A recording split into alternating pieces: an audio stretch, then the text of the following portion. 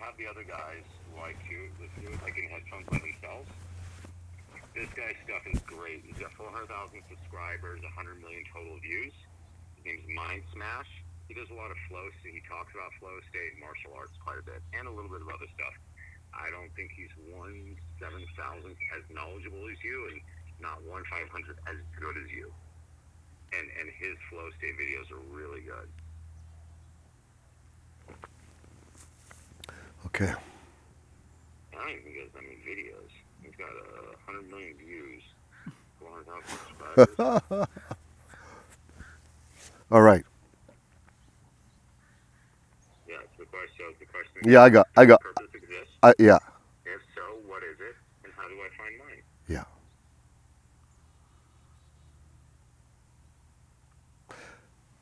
The essential question of all time is, does purpose exist? If so, how do I find my purpose? That was burning within me since I've been a young lad. And I discovered it. I'm going to share with you perhaps a way that you can bump into it, slip on it, fall over it, reject it, tear it apart, and find perhaps really your true purpose, if there is one anyways. So, this is already living in purpose. We don't need to ask nature, do you have a purpose? It's fulfilling its purpose spontaneously by its nature without the drive to find or fulfill its purpose. Look at it. And so the funny paradox is you are already filling and fulfilling your purpose by even being here. It's done. Your very existence itself is fulfilling the purpose of your existence. It's silly, it's crazy, it's foundational, it's essential, it's a big obviousness when you get it. And when you don't get it, it can be one of the most painful things within our being. Many times when we don't feel we're on purpose, on track with what we're here for, or perhaps we don't even know what we're here for. We've been living years of our life and we feel it's somehow empty and devoid of higher meaning and purpose. This can be one of the number one pains that we have within ourselves. And we can do many things to that pain. We can aim to fill it with all types of distractions. Food, booze, sex, drugs, TV. It's endless. The distractions that we use to somehow cover up or fill this emptiness of not knowing what our deepest purpose is. And so if we can start from the premise, the humorous premise, that being here already is fulfilling our purpose, we can let ourselves off the hook to try to find something that is earth-shattering. So I'm giving you permission. Just let go of the earth-shattering hook that we need to find something that drives us to have some great meaning, some great aha moment. You can just dismantle that for a moment with some humor, with that part of yourself, if you have it. Now, having said that, one of the things I've discovered in my work with entrepreneurs, with my work with those who have a sense of leadership and strong creation, there's a natural energy, that we all have, to move forward. So could there be a purposefulness already inherent in the nature of existence? That's already moving forward, that doesn't need our intellectual addition or our emotional addition of purpose onto it. Perhaps what it requires is us relaxing and feeling what is wanting to emerge within us now. Not what we want to happen, but what's the purpose within us that's wanting to emerge right now. A way to feel into this, which is very interesting, is what did you not get enough of as a child that you wanted more of? Did you want more attention, acknowledgement from your parental figures? Did you want more touch and seeing you for who you are? Did you need more direction and clarity and words of encouragement? Perhaps you felt you needed more challenge and not so much coddling and being given some challenge so that you can grow some grit and self-resourcefulness in life that perhaps you didn't get enough of.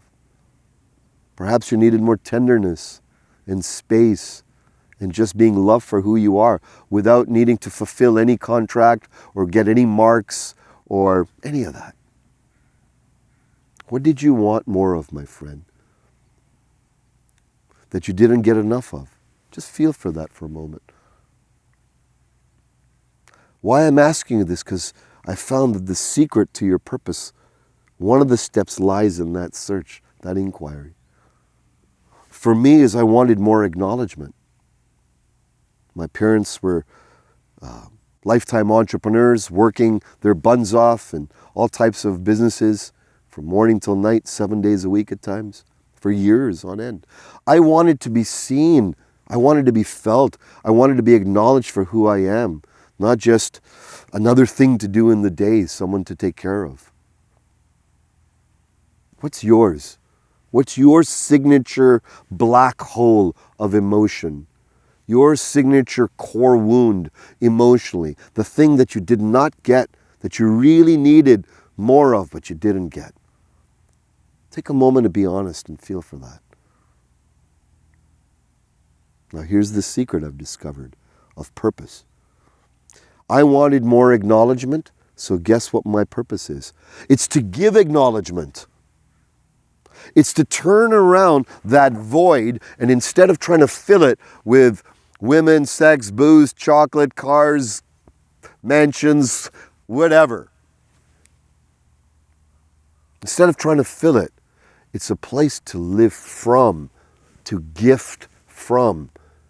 Because the dendrites within our consciousness, within our brain, never got formed enough to even appreciate getting those things that we want, that we wanted more of as a child. So even when we get it later on in life, it can feel fulfilling temporarily. So when people acknowledge me now, Satyan, you're this, you've accomplished this.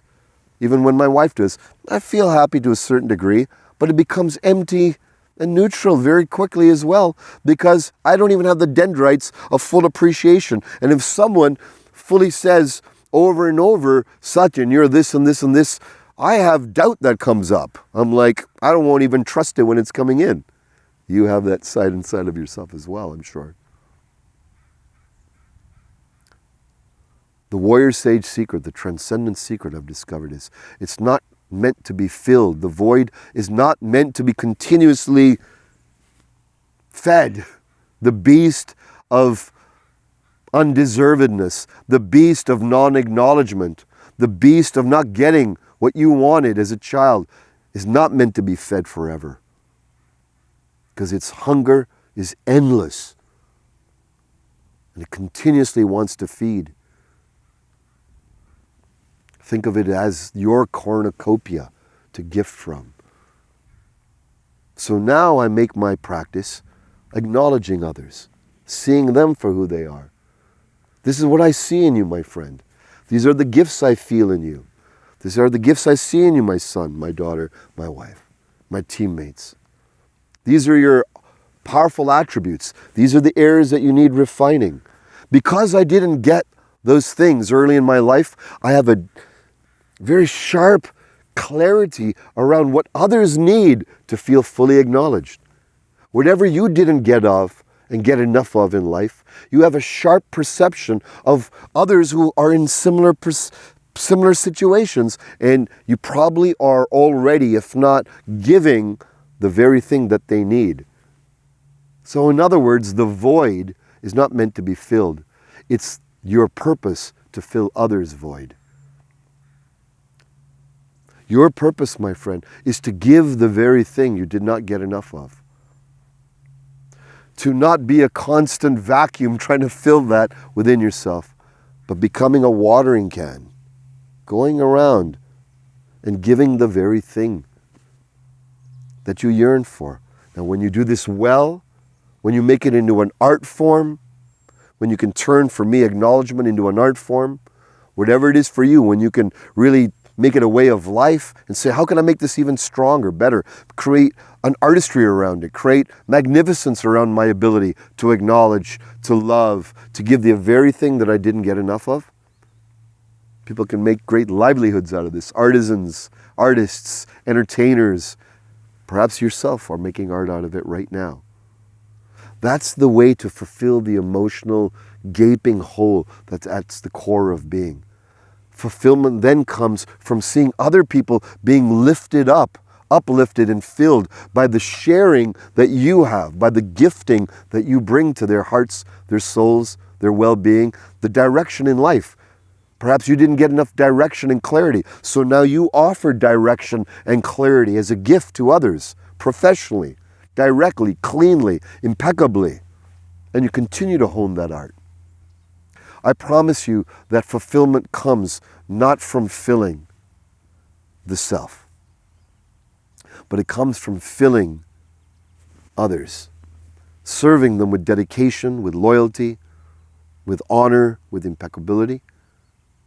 And then, when you've done this long enough, when you've done this with quality, and you've turned this into a path, a way of life, you will be on the path of continuous fulfillment, not temporary highs and lows.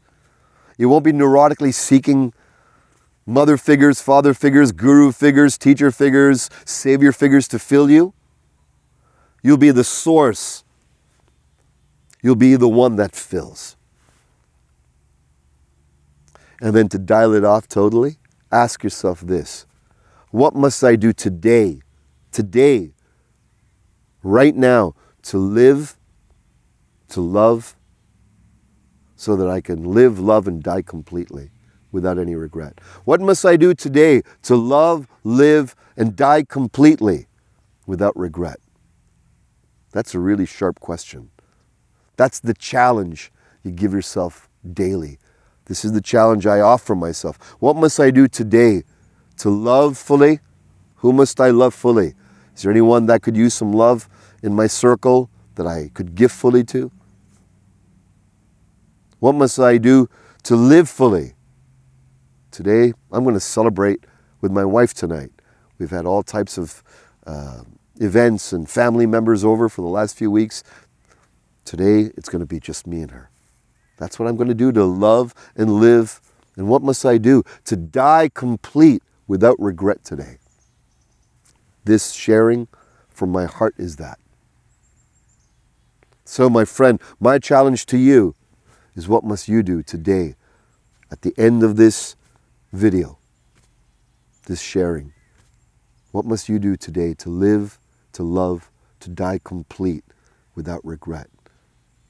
Go ahead and follow through on it and watch what doorway of fulfillment opens up for you. Oh.